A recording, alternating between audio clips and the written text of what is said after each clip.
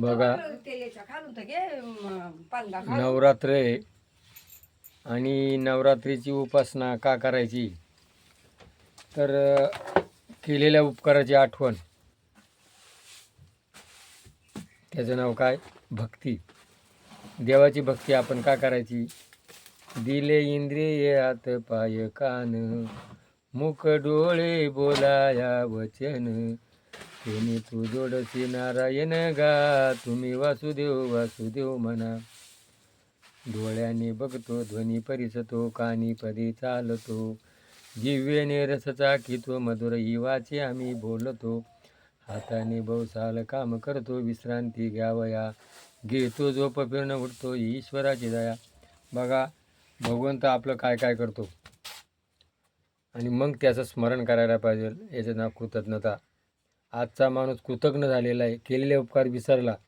म्हणून ज्या जगदंबा आई, त्या आईने आपल्याला जन्म दिला, 9 महिने 9 दिवस वागवलं आणि लहानचं मोठं केलं, आणि त्या आईची कृतज्ञता म्हणजे ही नवरात्र उपासना.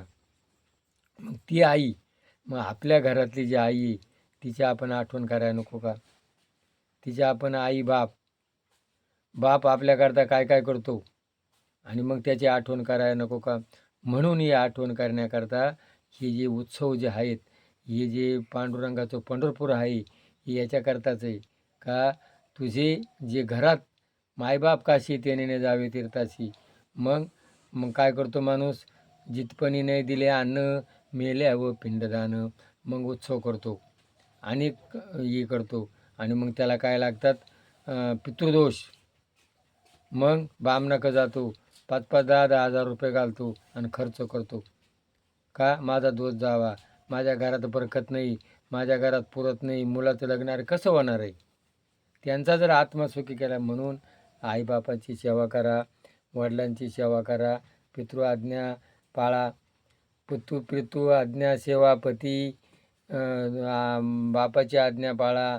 आपला जो गुरु आहे, आपला जो मालक आहे, त्याची आज्ञा पाळा. समाजावर प्राणीवर दया करा, जगा आणि जगू द्या. ही भारतीय संस्कृती करा, तर खऱ्या अर्थानं नवरात्र उत्सव होईल. जय भैरवनाथ.